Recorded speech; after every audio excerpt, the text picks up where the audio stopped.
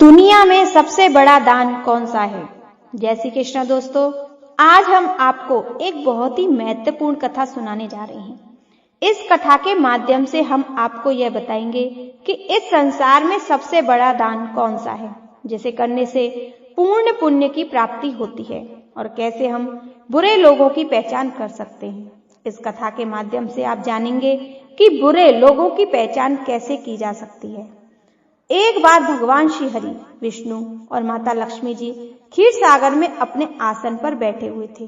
तब भगवान विष्णु जी ने देखा कि माता लक्ष्मी जी किसी गहन सोच में है। माता लक्ष्मी जी को गहन सोच में देखकर भगवान विष्णु जी मुस्कुराते हुए बोले, हे देवी, ऐसा प्रतीक होता है कि आज आप किसी गहन विचार में डूबी हुई हैं। आप निसंकोच होकर अपने प्रश्न पूछिए, हम आपके सभी प्रश्नों का समाधान अवश्य करेंगे। भगवान विष्णु जी की बात सुनकर माता लक्ष्मी ने कहा, हे प्रभु, आज मेरे मन में एक जिज्ञासा है। मैं ये जानना चाहती हूँ कि इस दुनिया में सबसे बड़ा दान कौन सा है, जिससे पुण्य फल की प्राप्ति होती है और बुरे लोगों की पहचान कैसे की जा सकती है। मनुष्य उन लोगों को कैसे पहचान सकते हैं। तब भगवान विष्णु ने माता लक्ष्मी जी से कहा, हे देवी, आपने सचमुच मानव जाति के कल्याण हेतु अति महत्वपूर्ण प्रश्न पूछे हैं। यह प्रश्न मनुष्य के जीवन में अत्यंत मूल्यवान है, इसलिए मैं आपको आपके इस प्रश्नों के उत्तर एक महत्वपूर्ण कथा के माध्यम से दूंगा। लेकिन आपको इस कथा को शुरू से लेकर अंत तक ध्यान पूर्वक सुनना होगा। तब माता लक्ष्मी जी ने उत्तर दिया, हे प्रभु, मैं आपको वचन देती हूँ कि इस कथा को मैं पूरी श्रद्धा से सुनूंगी और इस कथा का प्रचार समस्त देवलोक में करूंगी।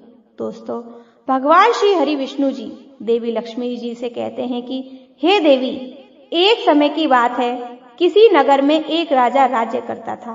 वह बड़ा बहुत ही बलशाली, वीर और अत्यंत ही बुद्धिमान था। इसके साथ ही वह धर्मपरायण और दयालु भी था। उस राजा की रानी भी संस्कारी और अत्यंत धार्मिक स्वभाव की थी। दोनों पति पत्नी भगवान भोलेनाथ के परम भक्त थे। वे दोनों प्रतिदिन शिव जी के मंदिर में जाकर उनकी पूजा अर्चना किया करते थे। यह उनका प्रतिदिन का नियम था। वह राजा अपने राज्य को धर्म पूर्वक चला रहा था। उसके राज्य में कोई भी व्यक्ति दुखी नहीं रहता था, बल्कि सारी प्रजा सुख और वैभव से संपन्न रहती थी। इसलिए पूरे नगर में हर तरफ खुशियां ही खुशियां बिखरी रहती थी। वहां के जानवर भी एक दूसरे को कोई हानि नहीं पहुंचाते थे। यहाँ तक कि एक ही नदी में शेर और बकरी शांति पूर्वक पानी पीते थे। ऐसे ही दिन बीत रहे थे। राजा की उम्र ढलती जा रही थी और उसके विवाह को भी कई वर्ष बीत चुके थे, लेकिन उस राजा को कोई संतान नहीं थी। हालांकि राजा इस बात को लेकर अधिक चिंता नहीं करते थे, पर निश्चित होकर वह अपनी प्रजा के सुख दुख का ध्यान रखते और प्रजा भी उसे अत्यंत प्रेम और सम्मान देती थी। एक दिन की बात है, वह राजा हर रोज की तरह अपनी पत्नी के साथ भगवान शिव जी के मंदिर की ओर जा रहे थे। तभी अचानक उसने देखा कि सामने वाले घर में एक स्त्री झाड़ू लगा रही है। राजा और रानी जब उस स्त्री के घर के पास से गुजरे तो वह स्त्री उन्हें देखते ही अपना चेहरा फेर कर तेजी से घर के अंदर चली गई। उस स्त्री का ऐसा व्यवहार देखकर राजा और रानी को बिल्कुल भी अच्छा नहीं लगा। राजा उस समय अपनी रानी के साथ भगवान भोलेनाथ की पूजा करने के लिए मंदिर जा रहा था, इसलिए उसने उस स्त्री से कुछ नहीं कहा और सीधे मंदिर पहुंचकर भगवान शिव जी की पूजा अर्चना की। पूजा के बाद राजा अपनी रानी के साथ वापस महल लौट आया। लेकिन महल पहुंचने के बाद राजा ने अपने एक सैनिक को बुलाया और उसे आदेश दिया, तुम जाओ और उस नगर के बाहरी क्षेत्र में रहने वाली उस स्त्री को अपने साथ महल ले आओ। ध्यान रखना, तुम उसे कुछ भी मत बताना कि क्यों बुलाया गया है, बस उसे तुम हमारे पास ले आओ। भगवान विष्णु जी कथा सुनाते हुए आगे कहते हैं कि हे देवी, राजा का आदेश पाते हुए सैनिक तुरंत ही उस महिला के घर पहुंचते हैं। उस महिला का घर पति भी घर पर नहीं था। फिर वह सैनिक उस स्त्री के घर के दरवाजे को खटखटाने लगता है और कुछ देर बाद वह महिला अपने घर का दरवाजा खोलती है। सामने राजा का सैनिक खड़ा देखकर वह महिला हैरान होती है और पूछती है, क्या हुआ, आप मेरे घर पर क्यों आए हैं? उस महिला की बात सुनकर राजा का वह सैनिक उससे कहता है, चलो मेरे साथ, महाराज ने तुम्हें राजमहल में बुलाया है, उन्हें आपसे कुछ बात पूछनी है। यह सुनकर वह महिला अपने मन में सोचती है, आखिर महाराज का आदेश है इसे ठुकराना भी तो नहीं जा सकता। मुझे राज दरबार में जाना ही होगा। इसके बाद वह सैनिक उस स्त्री को अपने साथ लेकर राजमहल पहुंच गया। महल में पहुंचकर वह महिला राजा को प्रणाम करती है और कहती है, हे महाराज, आपने मुझे अचानक यहाँ राजमहल में क्यों बुलाया? क्या मुझसे कोई गलती हो गई? उस स्त्री की बात सुनकर राजा कहता है, तुम मुझे एक बात बताओ, आज सुबह जब मैं और मेरी पत्नी भगवान शिव जी के मंदिर जा रहे थे तो तुमने मुझे देखकर अपना मुंह फेर लिया और मुझे आते हुए देखकर तुम दौड़ते हुए अपने घर में चली गई। तुमने मुझे देखकर ऐसा दुर्व्यवहार क्यों किया? तब वह महिला निर्भीकता से राजा से कहती है, हे महाराज, आप भले ही मुझे मृत्यु दंड दे दो तो भी मुझे कोई ऐतराज नहीं, परंतु मैं सच ही कहूंगी, आपके महल में बड़े बड़े विद्वान हैं, पंडित हैं। अगर मैं गलत बात बोलूं तो आप उससे पूछ सकते हैं कि हमारे नगर में यह मान्यता है कि जो सुबह सुबह आपका चेहरा देख लेता है तो उस व्यक्ति का पूरा दिन खराब हो जाता है, क्योंकि आप संतानहीन हैं। अभी तक आपको संतान की प्राप्ति नहीं हुई है। इसी कारण मैंने आपका मुंह देखकर अपना मुंह फेर लिया था और अपने घर के अंदर चली गई थी। उस महिला की ऐसी बात सुनकर राजा आश्चर्य में पड़ गया। वह अपने मन में सोचता है कि यह महिला तो बिल्कुल सत्य कह रही है। यदि किसी नगर के राजा को संतान नहीं हो तो वह उसकी प्रजा के लिए बिल्कुल भी शुभ नहीं माना जाता। इसके बाद राजा उस महिला को वापस अपने घर जाने की अनुमति दे देते हैं। फिर राजा अपने मन में यह विचार करने लगते हैं कि अब मुझे भगवान शिव जी के मंदिर में जाकर संतान प्राप्ति के लिए यज्ञ करना चाहिए। ऐसा सोचकर वह राजा अपने कक्ष में लौटकर रानी से कहता है, हे प्रिय, हमारे नगर के लोग हमारे चेहरे को देखना भी पसंद नहीं करते, क्योंकि हमारे पास अभी तक कोई संतान नहीं है। इसलिए हमें भगवान शिव जी के मंदिर में जाकर संतान प्राप्ति का यज्ञ करना चाहिए। हम भगवान भोलेनाथ के मंदिर में चलते हैं और भगवान शिव से प्रार्थना करते हैं कि वे हमें पुत्र प्रदान करें। राजा की बात सुनकर रानी भी उनकी बात मान लेती है। फिर राजा और रानी दोनों भगवान शिव जी के मंदिर पहुंचते हैं और भगवान शिव जी की पूजा करके संतान प्राप्ति के लिए यज्ञ का आयोजन करते हैं। भगवान विष्णु की कथा सुनते हुए आगे कहते हैं, देवी, पुत्र प्राप्ति के लिए राजा और रानी ने यज्ञ का आयोजन किया, लेकिन यज्ञ संपन्न होने के बाद भी उन्हें संतान की प्राप्ति नहीं हुई। यज्ञ के निष्फल होने से राजा अत्यंत निराश हो गया। यज्ञ का आयोजन करने वाले पंडित जी भी सोच में पड़ गए। पंडित जी ने मन ही मन सोचा, अब तक जितने भी यज्ञ मैंने किए उसने कोई भी यज्ञ आज तक विफल नहीं हुआ। इसका अर्थ यह है कि शायद इस राजा के भाग्य में ही खोट है और ऐसा प्रतीक होता है ईश्वर ने इस राजा के भाग्य में संतान का योग लिखा ही नहीं, इसलिए संतान प्राप्ति का यज्ञ करने के बाद भी उसे संतान की प्राप्ति नहीं हुई। राजा हर संभव प्रयास करके थक चुका था और अब गहरे निराशा में डूब रहा था। वह दिन रात संतान की कमी के कारण सोचता और चिंता में खोया रहता। एक दिन सिंहासन पर बैठे बैठे राजा को अचानक एक बात याद आती है। दूसरे नगर के वन में एक महात्मा जी निवास करते हैं जिनकी ख्याति दूर दूर तक फैली है। राजा के मन में विचार आया कि शायद उस महात्मा के पास मेरे इस कष्ट का कोई समाधान हो। अगर मैं उसके पास जाऊं तो संभव है कि वे मुझे पुत्र प्राप्ति का कोई उपाय बता सके। मुझे उनके पास जाना चाहिए। अपने मन में यह निर्णय लेकर राजा तुरंत अपनी रानी के पास जाता है और उससे कहता है कि हे प्रिय, दूसरे नगर के वन में एक महान तपस्वी और ज्ञानी महात्मा जी रहते हैं। मुझे लगता है कि हमें उनके पास जाना चाहिए। हो सकता है कि वे हमें पुत्र प्राप्ति का कोई मार्ग सुझा दें। फिर रानी की राजा की इस बात से सहमत हो गई। रानी ने कहा, हे स्वामी, आपकी बात बिल्कुल सही है, हमें महात्मा जी से अवश्य मिलना चाहिए। रानी की सहमति पाकर राजा और रानी दोनों ने एक रथ में बैठकर महात्मा जी के दर्शन के लिए दूसरे वन की ओर प्रस्थान किया। कुछ समय के बाद वे दोनों वन में पहुंच गए। रथ से उतरकर राजा और रानी दोनों जंगल के भीतर जाने लगे। ऊंचे नीचे रास्ते से गुजरते हुए वे महात्मा के आश्रम की ओर बढ़ने लगे। भगवान विष्णु जी कथा सुनाते हुए आगे कहते हैं, देवी, फिर राजा और रानी वन के भीतर महात्मा जी की कुटी के पास पहुंच जाते हैं। वहां वे देखते हैं कि महात्मा जी एक विशाल वृक्ष के नीचे ध्यान मग्न होकर साधना में लीन हैं। यह दृश्य देखकर राजा और रानी कुछ देर तक खामोशी से खड़े रह जाते हैं ताकि महात्मा जी की साधना में कोई विघ्न न आए। दोनों हाथ जोड़कर विनम्रता पूर्वक महात्मा जी के सामने खड़े रहते हैं। कुछ समय के बाद महात्मा जी अपनी साधना से बाहर आते हैं और अपनी आंखें खोलते हैं।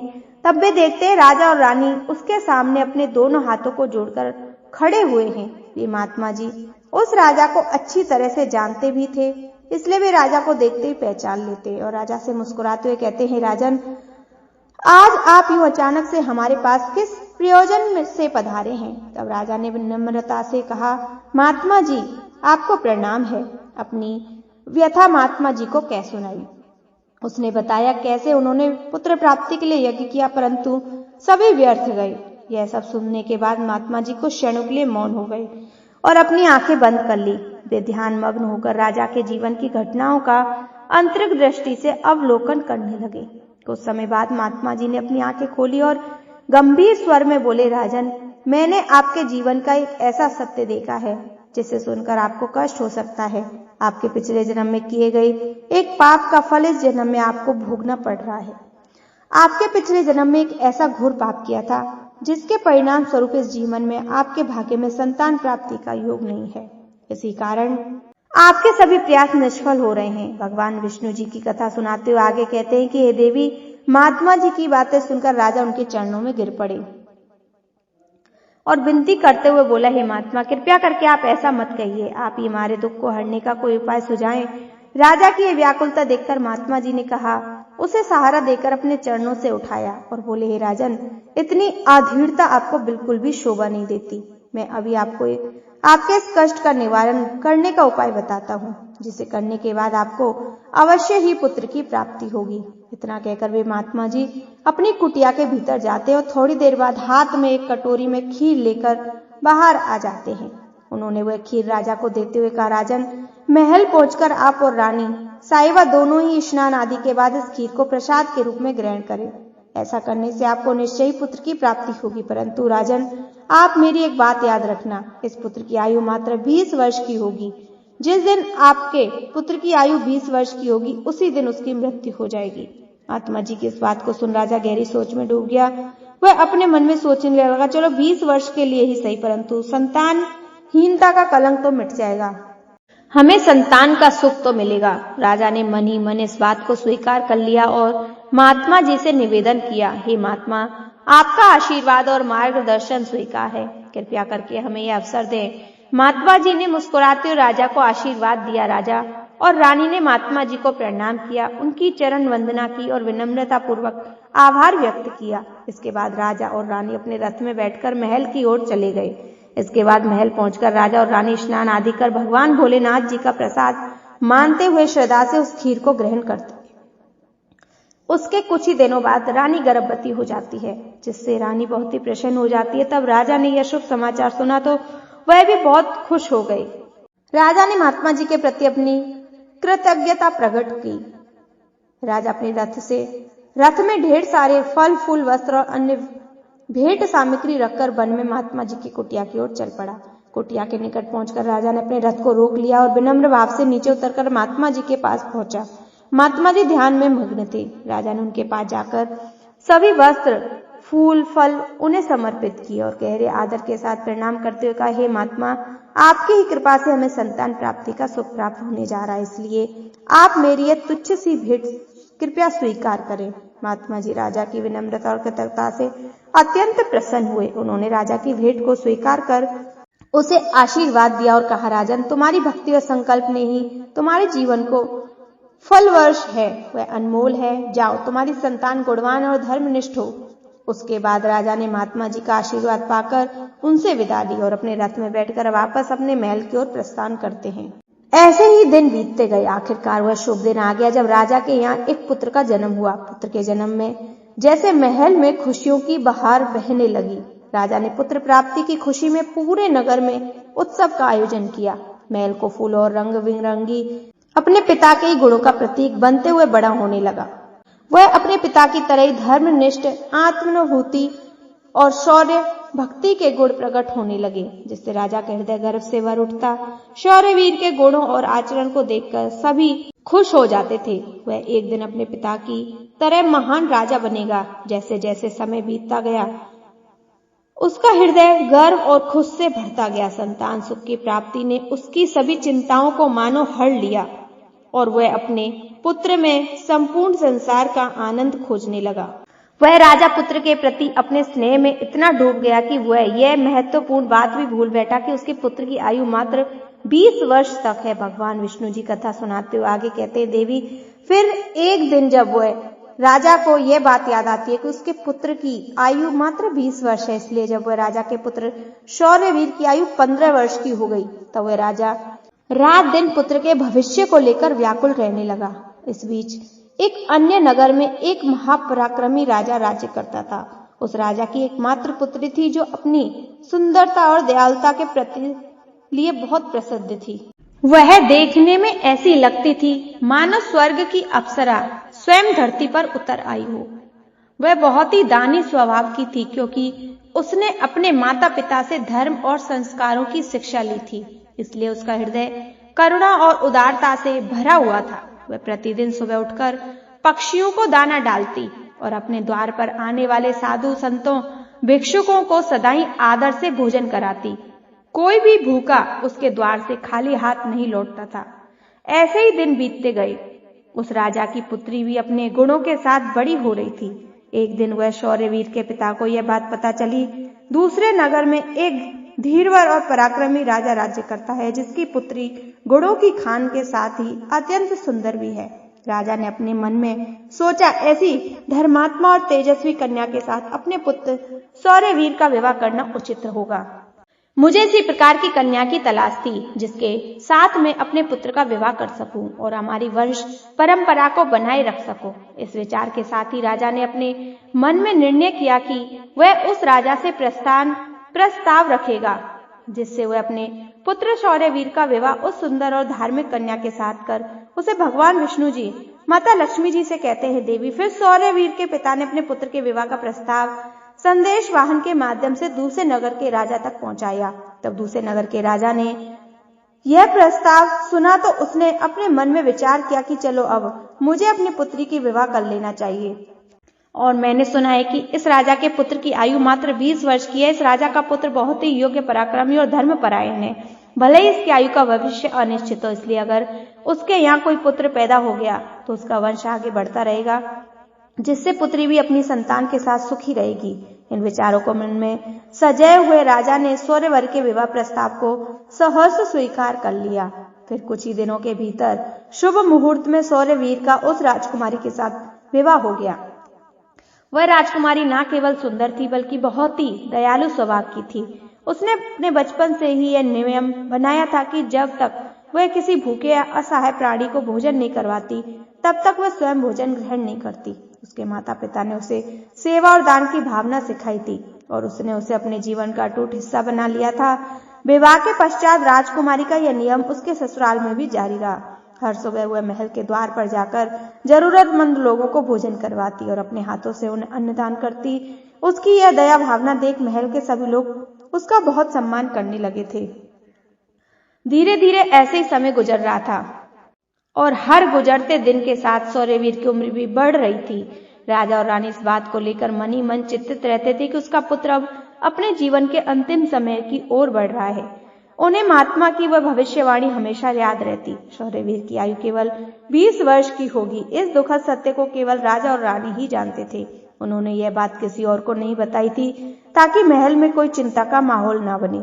जैसे जैसे शौर्यवीर की आयु 20 वर्ष की ओर बढ़ती जा रही थी, राजा और रानी के दिल की धड़कन तेज हो रही थी। अपने पुत्र के प्रति उनका प्रेम और मोह इतना अधिक था कि वे चाहकर भी इस चिंता से मुक्त नहीं हो पा रहे थे।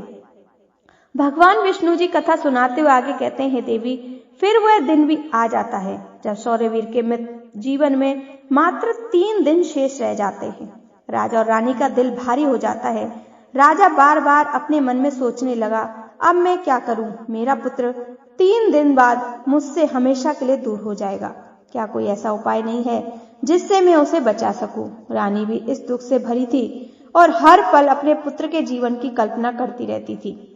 उसके पुत्र मोह ने उसे बीमार और कमजोर बना दिया था। दोनों इतने दुखी थे कि अब उन्होंने भोजन करना भी छोड़ दिया था, परंतु अपनी पीड़ा को उन्होंने किसी के सामने प्रकट नहीं किया। वे नहीं चाहते थे कि महल के लोग उनके पुत्र की मृत्यु की बात सुनकर दुखी हो और चिंता में पड़ जाएं। फिर वह आखिरी दिन भी आ गया जिस दिन शौर्यवीर की आयु पूरी होने वाली थी, उसकी मृत्यु होनी थी। फिर उस दिन जैसे ही सुबह हुई, राजा और रानी अपनी चिंता और दुख से व्याकुल होकर भगवान भोलेनाथ के मंदिर में बैठकर उनकी पूजा अर्चना में लग गए। वे दोनों भगवान भोलेनाथ से प्रार्थना करते हुए कहने लगे, हे प्रभु, आप कृपया करके हमें पुत्र की मृत्यु होने के दुख को सहन करने की शक्ति दीजिए। हम जानते हैं कि जो भी किसी के भाग्य में लिखा होता है उसे कोई बदल नहीं सकता, वह होकर भी रहता है, परंतु हमारे लिए यह समय बहुत ही कठिन है। उधर राजकुमारी शौर्यवीर की पत्नी अपने दैनिक धर्म कर्म के कामों में लगी हुई थी। हर दिन की तरह भूखे गरीबों और निर्धनों को भोजन करा रही थी, पक्षियों को दाना डाल रही थी और जरूरतमंदों की सहायता में लगी थी। उसे अपने पति की आयु के बारे में कुछ भी पता नहीं था, इसलिए वह निश्चय होकर अपने कार्यों में मगन थी। इसी बीच यमलोक में धर्मराज जी ने देखा आज राजकुमार शौर्यवीर की मृत्यु का दिन है, तो उन्होंने तुरंत ही अपने 2 प्रमुख दूतों को बुलाया और उन्हें आदेश दे दिया, जाओ अब से कुछ समय बाद राजकुमार शौर्यवीर के प्राण उसके शरीर से निकालकर अपने साथ यमलोक ले आओ, परंतु ध्यान रहे उसकी मृत्यु एक विशेष कारण से होनी चाहिए। उसकी मृत्यु एक सांड द्वारा उसे पीछे से ठोकर मारने से ही होगी। जब वह सांड राजकुमार शौर्यवीर को पीछे से ठोकर मारेगा तभी उसके प्राण हमारे पास आ सकेंगे। इसके लिए तुम दोनों एक सांड के पास जाकर उसे राजकुमार शौर्यवीर की मृत्यु के लिए प्रेरित करो। धर्मराज के आदेश अनुसार वे दोनों दूत यमलोक से धरती पर जाने के लिए तत्पर हो गए। भगवान विष्णु जी माता लक्ष्मी से कहते हैं कि ये देवी, वे दोनों यमदूत राजकुमार शौर्यवीर के प्राण लेने के लिए आकाश मार्ग से होते हुए पृथ्वी लोक पहुंच जाते हैं। दूसरी ओर धर्मराज की माया के प्रभाव से एक सांड ने अपने मन में सोचा, आज मुझे राजमहल के सुंदर बगीचे में प्रवेश करना चाहिए और वहां घूमना चाहिए, मुझे देखना चाहिए राजमहल का बगीचा कैसा है। फिर बिना किसी रुकावट के वह सांड धीरे धीरे चलते हुए महल के बगीचे में जा पहुंचा। संयोग से वह बगीचा वही था जहाँ राजकुमार शौर्यवीर प्रतिदिन टहलने के लिए आते थे। धर्मराज की माया से प्रेरित वह सांड जैसे ही बगीचे में प्रवेश करता है तो वहां जाकर वह घास चढ़ने और इधर उधर घूमने लगता है। उसी समय धर्मराज जी के 2 दूत राजमहल के बगीचे के द्वार के पास खड़े हो गए। वे दोनों बगीचे के भीतर की गतिविधियों पर नजर बनाए रखते थे। कुछ समय बाद राजकुमार शौर्यवीर उस बगीचे में टहलने के लिए आता है। राजकुमार शौर्यवीर को सांड के वहां होने का एहसास नहीं था और वह अपने विचारों में खोए हुए बगीचे में टहलने लगता है। तब वे दोनों यमदूत अपने मन में सोचते हैं, अब बस थोड़ी ही देर में राजकुमार शौर्यवीर की आयु समाप्त होने का समय निकट आ जाएगा। हमें इंतजार है उस पल का जब वह सांड राजकुमार को ठोकर मारेगा, तब हम उसके प्राण लेकर यमलोक लौट जाएंगे। जब वे दोनों दूत यह विचार कर रहे थे तभी क्या होता है कि एक अन्य नगर में एक निर्धन ब्राह्मण रहता था। उस ब्राह्मण की एक पुत्री थी जिसका समय रहते उसके विवाह कर दिया था, लेकिन दुर्भाग्य से उसकी बेटी का पति एक दुष्ट प्रवृत्ति का व्यक्ति था जो बहुत ही मदिरापान करता, जुआ खेलता और पराई स्त्रियों के साथ संबंध बनाता था। यही नहीं, वह अपनी पत्नी को नशे में होकर अक्सर मारता पीटता और उसे घर से निकालना चाहता था। उसकी इस आदत के कारण गरीब ब्राह्मण की बेटी बहुत ही दुखी और पीड़ित रहती थी। लेकिन वह गरीब ब्राह्मण की बेटी जब अपने पति के साथ कुछ समय तक रही तब एक दिन वह गर्भवती हो गई। इसलिए एक दिन उसने अपने पति की मारपीट से तंग आकर उसे छोड़कर वह अपने पिता के घर अपने मायके में आ जाती है। वह आंसुओं से भरी आंखों के साथ अपने पिता से कहती, पिताजी, आज के बाद मैं अपने पति के साथ नहीं रह सकती क्योंकि वह मुझे रोज मारता पीटता है और बुरी तरह से अपमानित करता है और मैं उसके इस व्यवहार से तंग आकर उसको छोड़कर मायके चली आई हूँ। मुझे माफ कर दीजिए, पर मैं अपने मायके में ही रहना चाहती हूँ। उसका पिता अब बहुत ही वृद्ध हो चुका था और वह उसकी कमाई का कोई ठोस साधन नहीं था, जिसके कारण उसे प्रतिदिन नगर के विभिन्न घरों में जाकर भिक्षा मांगनी पड़ती थी ताकि वह किसी प्रकार अपने और अपने परिवार का पेट भर सके। भगवान विष्णु जी कथा सुनाते हुए आगे कहते, देवी, जब उसकी बेटी का गर्भकाल पूरा हुआ तो उसने एक सुंदर पुत्र को जन्म दिया, लेकिन जन्म देने के बाद उसे बहुत तेज भूख लगने लगी। उसे भोजन की आवश्यकता थी। प्रसव के बाद भूख कई गुना बढ़ जाती है, इसलिए वह अपने पिता से भोजन मांगने लगी। दुर्भाग्यवश उसके पिता सुबह से ही भिक्षा के लिए नगर नगर गए हुए थे, परंतु रोज रोज भिक्षा मांगने के कारण उस दिन किसी ने उन्हें भिक्षा नहीं दी थी। भगवान विष्णु जी कथा सुनाते हुए आगे कहते हैं, देवी, गरीबी किसी भी मनुष्य के लिए एक सबसे बड़ा अभिशाप है और यह उसके आत्मसम्मान और अस्तित्व के लिए अत्यंत पीड़ादायक होती है। उधर उस गरीब ब्राह्मण को किसी ने भी भोजन नहीं दिया, इसलिए वह खाली हाथ ही घर वापस लौट आया। उधर उसकी पुत्री भूखी से बहुत ही व्याकुल हो रही थी। तब वृद्ध ब्राह्मण निराश होकर खाली हाथ घर लौटा और उसकी बेटी ने उसे बिना भोजन के आते देखा तो वह दुखी होकर रोते हुए अपने पिता से बोली, पिताजी अब मुझसे भूख सहन नहीं होती। पूरे 3 दिन बीत चुके हैं और मैंने भोजन का एक भी कण नहीं खाया। अब तो ऐसा लगता है कि भूख के कारण मेरे प्राण ही निकल जाएंगे, लेकिन आपको कुछ भिक्षा में मिला हो तो मुझे खाने को दे दीजिए, नहीं तो मेरे प्राण निकल जाएंगे। तब उसका वृद्ध पिता अपनी बेटी को सांत्वना देते हुए कहता, पुत्री मैं कुछ ही देर में लौटूंगा। मैं अब दूसरे नगर में जाऊंगा और वहां से राजा के महल के द्वार पर जाकर भिक्षा मांगूंगा और अगर वहां से मुझे कुछ नहीं मिलता तो तुरंत तुम्हारे लिए कुछ लेकर आऊंगा। अपनी बेटी से यह कहकर वृद्ध ब्राह्मण वहां से निकल पड़ा। इधर राजकुमार शौर्यवीर की पत्नी, जो कि रोजाना गरीबों को भोजन कराती थी, उस दिन उस नगर के राजा और रानी दोनों अत्यंत बीमार पड़ गए थे, क्योंकि पुत्र मोह के कारण वे बहुत ही चिंतित थे। शौर्यवीर की पत्नी उनके कक्ष में थी, इसलिए आज उसने गरीबों को भोजन नहीं कराया था, परंतु उसने अपने पति के लिए भोजन बनाया था और भोजन की थाल सजाकर रख दी थी। जब उसका पति बगीचे से लौटने लगा तो वह उसे भोजन कराएगी, क्योंकि उसका पति अपने माता पिता के पास बैठकर उनकी सेवा करके अपने बगीचे में घूमने के लिए गया हुआ था। भगवान विष्णु जी कथा सुनाते हुए आगे कहते हैं, देवी इधर वह वृद्ध ब्राह्मण राजमहल के द्वार पर पहुंच जाता है। जब राजकुमार की पत्नी ने उसे देखा तो उसके मन में उस वृद्ध ब्राह्मण के प्रति दया उमड़ आई। उसके बाद वह वृद्ध ब्राह्मण उस राजकुमार की पत्नी की तरफ देखकर विनम्रता से उससे कहता है, पुत्री यदि मुझे इसमें से कुछ भोजन मिल जाए तो तुम्हारा बड़ा ही उपकार होगा। राजकुमार की पत्नी को उस ब्राह्मण की बात सुनकर उस पर बहुत दया आई। उसने सोचा, यह तो कोई गरीब ब्राह्मण है जो भूखा है और मुझसे कुछ भोजन मांग रहा है। यह सोचकर राजकुमार की पत्नी ने उसे भोजन दे देने के लिए तैयार हो गई, लेकिन अचानक वह अपने मन में सोचने लगी, यह भोजन तो मैंने अपने पति के लिए बनाया है, अगर मैं इसे भोजन दे दूंगी तो मेरे पति क्या खाएंगे।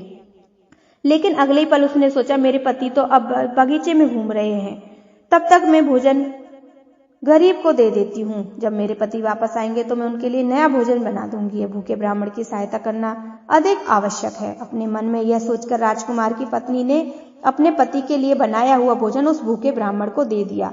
उसके बाद वह ब्राह्मण भोजन की थाली लेकर जल्दी जल्दी अपने नगर की ओर रवाना हो गया और वह भोजन लेकर अपने घर आ गया। उसी पुत्री 3 दिनों से भूखी थी। उसने 3 दिनों से कुछ नहीं खाया था और उसके चेहरे पर भूख की पीड़ा साफ झलक रही थी। उधर राजकुमार शौर्यवीर, जो बगीचे में टहलने गया था, अपने कक्ष की ओर वापस लौट रहा था। बगीचे से बाहर खड़े यमदूत राजकुमार के प्राण लेने के लिए तैयार थे और एक सांड भी धर्मराज की माया से प्रेरित होकर वहीं घूम रहा था।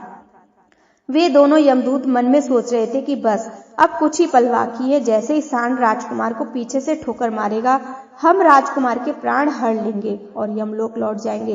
भगवान विष्णु जी माता लक्ष्मी से कहते हैं, देवी इधर वह वृद्ध ब्राह्मण अपने घर पहुंचा और उसने तुरंत अपनी भूखी बेटी को वह भोजन दे दिया। तब उसकी बेटी उससे कहने लगी, पिताजी यह भोजन कहाँ से लाए हो। तब ब्राह्मण ने उत्तर देते हुए कहा, पुत्री यह भोजन मुझे दूसरे नगर की महारानी ने दिया है। उस नगर के राजा की पुत्र वधू बहुत ही दयालु और उदार हृदय की है। उसने मुख पर दया करके मुझे यह स्वादिष्ट भोजन कर दिया। उस भोजन को देखकर उस वृद्ध ब्राह्मण की बेटी की आत्मा से आशीर्वाद निकलने लगा। वह भगवान से प्रार्थना करने लगी, हे भगवान, जिसने भी मेरे पिता को यह भोजन दिया उसका सुहाग अमर रहे और वह सदा सौभाग्यवती रहे। जैसे ही उसने भोजन का निवाला अपने मुंह से डाला, उसकी आत्मा की तृप्ति हो गई और उसकी आत्मा से सच्चे मन से आशीर्वाद निकलने लगे। महारानी का पति दीर्घायु और स्वस्थ रहे। उधर राजकुमार शौर्यवीर अपने महल की ओर बढ़ रहा था और बगीचे के बाहर खड़े यमदूत उसकी मृत्यु का बेसब्री से इंतजार कर रहे थे। परंतु जैसे ही राजकुमार बगीचे में उस सांड के सामने पहुंचा तो सांड ने तुरंत उसे पीछे से ठोकर मारने के लिए अपनी ताकत जुटाई। वह अपनी सींग से उसे मारने वाला था, तभी अचानक से 2 देवदूत वहां प्रकट हो गए और अपनी दिव्य शक्ति से उस सांड को बेहोश कर देते हैं। वह सांड हिल भी नहीं पा रहा था। उसने आगे बढ़ते ही बिल्कुल भी शक्ति नहीं बची। इस पर सांड अपने मन में सोचने लगा, यह मुझे क्या हो गया। अभी तो मैं इस राजकुमार को पीछे से ठोकर मारने वाला था और अब मैं खुद ही चलने में असमर्थ हूँ। उसकी समझ में नहीं आ रहा था यह सब कैसे और क्यों हो रहा है। भगवान विष्णु जी माता लक्ष्मी जी से कहते हैं, देवी यह सब उस ब्राह्मण की भूखी बेटी के आशीर्वाद का प्रभाव था जो उसने भोजन कराते समय दिया था। उस आशीर्वाद की भक्ति के कारण ही वे देवदूत वहां आकर खड़े हो गए। इसके बाद वे देवदूत यमराज के उन दूतों से कहते हैं, यमदूत तुम इस राजकुमार के प्राण नहीं ले सकते। जिस प्रकार शापवश जिस प्रकार शाप असर दिखा सकते हैं, उसी प्रकार आशीर्वाद भी फलित हो सकता है। अब राजकुमार और सांड के बीच के वे देवदूत आशीर्वाद रूपी दीवार बनकर खड़े थे और राजकुमारी का दान मृत्यु के समय जो आगे नहीं बढ़ने दे रहा था। फिर वे यमदूत उस देवदूतों से कहते हैं, हे देवदूत, तुम सभी यहाँ से लौट जाओ और हमें हमारा काम करने दो, क्योंकि हमारा उद्देश्य है इस राजकुमार के प्राण लेकर यमलोक लौट जाना। तब देवदूतों ने दृढ़ता से उत्तर दिया, नहीं, यह देवदूतों, ऐसा कभी नहीं हो सकता। हमारे रहते यह संभव नहीं है, क्योंकि हमें स्वयं भगवान शिव जी ने यहाँ भेजा है। दोनों पक्षों के बीच बहस छिड़ गई और फिर यह बहस धीरे धीरे एक युद्ध में बदल गई। देवदूतों की अद्वितीय शक्ति के सामने यमदूत असहाय हो गए और हार मानकर वापस यमलोक लौट गए। यमलोक में पहुंचकर यमदूतों ने यमराज जी से कहा, यमराज, हम उस राजकुमार के प्राण नहीं ले पाए। तब यमराज भी अपने उन दूतों से कहते हैं, ऐसी विडंबना है, तुम लोग खाली हाथ क्यों वापस लौट आए। यमराज जी की बात सुनकर यमदूत वहां कहते हैं, महाराज, हम उस राजकुमार के प्राणों को लेने के लिए गए थे, लेकिन अचानक से पता नहीं, दो देवदूत हमारे सामने आकर खड़े हो गए और उन दोनों के सामने हमारी कोई भी शक्ति काम नहीं कर पाई। यमराज यह सुनकर सोच में पड़ गए और बोले, ऐसी कौन सी बड़ी शक्ति है जो उस राजकुमार की मृत्यु के मार्ग में बाधा बन रही है। फिर वे यमदूत यमराज जी से कहते हैं, महाराज, एक तो उसके दान की शक्ति और आशीर्वाद की शक्ति, जिसने देवदूत को शक्तिशाली बना दिया। यमराज भी अपने दूतों से कहते, लगता है यह कार्य तुमसे नहीं हो पाएगा, तुम लोग रहने दो, मुझे स्वयं पृथ्वी लोक पर जाकर उस राजकुमार के प्राण लेने होंगे। भगवान विष्णु जी कथा सुनाते हुए आगे कहते हैं, देवी, फिर अपने दूतों से इतना कहकर यमराज जी स्वयं पृथ्वी लोक पर पहुंच जाते हैं और उस राजा के महल के बगीचे में प्रकट हुए। पाउन देवदूतों से कहते हैं, यमराज जी कहते हैं, देवदूतों, क्या तुम लोग नहीं जानते, विधि का विधान अटल है। जब किसी की आयु पूरी हो जाती है तो उसे यमलोक जाना ही होता है, और इस राजकुमार की भी आयु बस पूर्ण हो चुकी है, इसलिए मैं इसके प्राण लेने आया हूँ। तब देवदूतों ने यमराज से कहा, हे प्रभु, आप हमें बताइए कि ब्रह्मा जी और विष्णु जी तक को भी श्राप का प्रभाव सहना पड़ा। यदि श्राप का मान रखा जा सकता है तो क्या आशीर्वाद का नहीं रखा जा सकता। इस राजकुमार को भूखे को भोजन देने का आशीर्वाद प्राप्त है। उन देवदूतों की बात सुनकर यमराज जी उन देवदूतों को कहते हैं, आप लोग सत्य कह रहे हैं, परंतु अब मुझे क्या करना होगा। तब वे देवदूत यमराज जी से कहते हैं कि प्रभु, आप इस राजकुमार की आयु 100 वर्ष की कर दीजिए, इसके बाद ही आप इस राजकुमार के प्राण लेने के लिए पधार सकते हैं। और यही भगवान शिव जी का भी आशीर्वाद है। उन देवदूतों की बात मानकर यमराज जी ने राजकुमार शौर्यवीर की आयु 100 वर्ष की कर दी और वापस यमलोक लौटकर भगवान विष्णु जी कहते, देवी, इस प्रकार भूखे को भोजन देने के कारण, पुण्य के कारण उस राजकुमार की मृत्यु टल गई और उसकी आयु भी बढ़ गई। इसी कारण कहा जाता है कि अन्न दान सबसे बड़ा दान है। किसी भूखे को दिया गया अन्न अश्वमेध यज्ञ के फल के बराबर होता है। बोलो जय श्री हरि विष्णु।